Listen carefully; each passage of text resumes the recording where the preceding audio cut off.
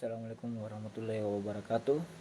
Saya atas nama Syahrul Prodi Elektro ingin menyampaikan tentang tema kepemimpinan, leadership, filosofi.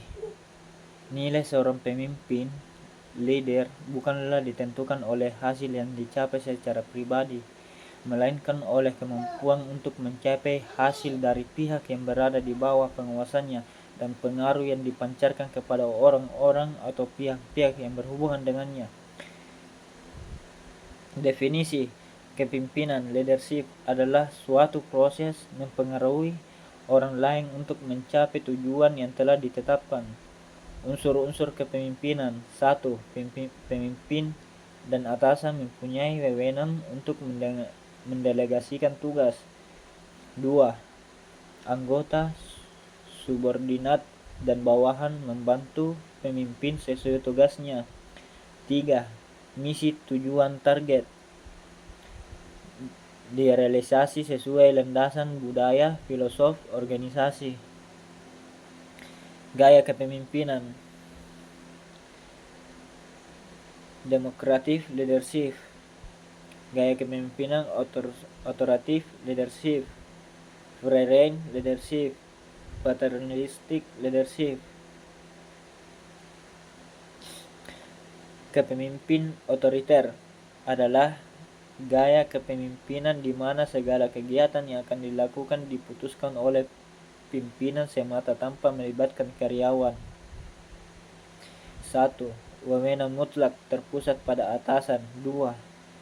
Keputusan dan kebijakan dibuat oleh pimpinan tanpa konsultasi dengan karyawan. 3. Komunikasi berlangsung satu arah.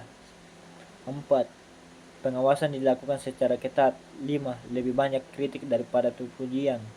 6. Pimpinan yang menuntut kesetiaan dan prestasi sempurna.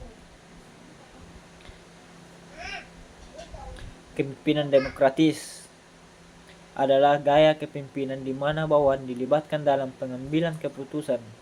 1. Pimpinan bersedia melimpahkan wewenang kepada bawahan. 2. Keputusan dan kebijakan dibuat bersama di antara pimpinan dan bawahan. 3. Komunikasi berlangsung dua arah. Bawahan diberi kesempatan untuk berperkasa dan menyampaikan saran. Tugas kepada bawahan lebih bersifat permintaan daripada instruksi. 6. Pujian dan kritik kepada bawahan diberikan secara seimbang. Kepemimpinan bebas kendali, free rein leadership, adalah gaya kepemimpinan yang percaya pada supervisi minimal dan menyerahkan sebagian keputusan kepada bawahan. 1. Menyerahkan sebagian besar keputusan pada bawahan. 2. Pengawasan kepada bawahan sangat minimal. 3. Prakarsa selalu datang dari bawahan. 4. Kepentingan pribadi lebih utama daripada kelompok.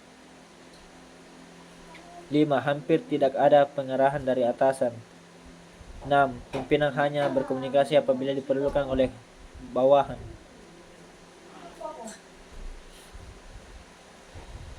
Gaya kepemimpinan. 3 gaya kepemimpinan: memaksa, otoriter. Pemimpin mengambil keputusan, anggota harus mentaatinya. Untuk anggota baru, tidak disiplin, prestasi menurun. Untuk memulai usaha baru, usaha dalam kondisi kritis. 2. Terpimpin, demokratif, konsultatif. Pemimpin dan anggota bersama-sama membuat pemecahan masalah, anggota mengungkapkan gagasan, pemimpin mengarahkan. 3. Bebas, free rein, partisipatif. Anggota diberi kebebasan mengembangkan kreasinya. Untuk anggota keterampilan tinggi, cerdas, bermotivasi tinggi. Teori 2 kontinum. Kemauan manusia: A. Kemauan berkuasa. B. Kemauan berkawan. C. Kemauan berprestasi. Kepemimpinan yang baik adalah kepemimpinan situasional, fleksibel, berubah karena waktu, adaptif terhadap lingkungan.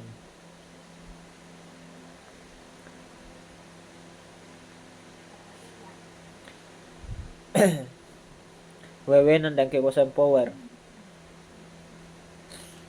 Wewenang digunakan untuk mengarahkan dan menerangkan peranan dan tanggung jawab seseorang. Jenis-jenis wewenang. Wewenang struktural karena jabatan dalam organisasi. Wewenang kearifan karena memiliki sikap dan perilaku positif, pengetahuan, kemampuan, dan pengalaman. 3. Wewenang moral karena memiliki integritas, bermoral baik, berada di tengah anggota terutama saat ada masalah. Wewenang reputasi karena prestasi masa lalu. Wewenang jasmania karena bentuk atau penampilan fisik seorang baik yang nyata maupun kesan yang terpantul darinya. Semakin banyak jenis wewenang yang dimiliki seorang pemimpin, maka semakin baik. Pemimpin yang baik menggunakan kewenangan secara cerdas dan peka sehingga menjadi sangat berwenang tanpa sewenang-wenang. Menjadi pemimpin bukan berarti mendapatkan hak untuk memerintah, tetapi justru kewajiban memberi teladan kualitas sehingga orang lain bisa menerima perintahnya tanpa merasa direndahkan. Kepemimpinan adalah tindakan, bukan kedudukan. Cara motivasi bawahan. Tegurlah tapi jangan kasar. Pekalah terhadap manusia. 3. Bijaksana terhadap hal-hal sensitif di bawah ini. Jangan remehkan seorang bawahan. Jangan kritik bawahan di depan orang lain. Sekali-kali beri perhatian penuh bawahan. Jangan mementingkan diri sendiri dan bawahan berpikir demikian. Jangan munculkan anak emas. Selalu berusaha mengembangkan bawahan. Mengertilah hal-hal kecil namun sangat menyentuh bawahan. Jangan membanggakan diri di hadapan bawahan. Jangan racuni iklim kerja yang sudah baik karena adanya seorang bawahan yang kurang berprestasi. Jangan terombang-ambing dalam mengambil keputusan. Kemampuan seorang pemimpin. Pemimpin mampu menganalisasi masalah dan menarik kesimpulan, mampu menyusun, menyeleksi, dan menempatkan orang-orang yang tepat, mampu mengorganisasikan pekerjaan. Karakteristik pribadi pemimpin. 1. Memiliki kecerdasan cukup tinggi. 2. Memiliki kecakapan berkomunikasi. 3. Memiliki kecakapan mendidik. 4. Emosi terkendali. 5. Memiliki motivasi berprestasi. 6. Memiliki kepercayaan diri. 7. Memiliki ambisi.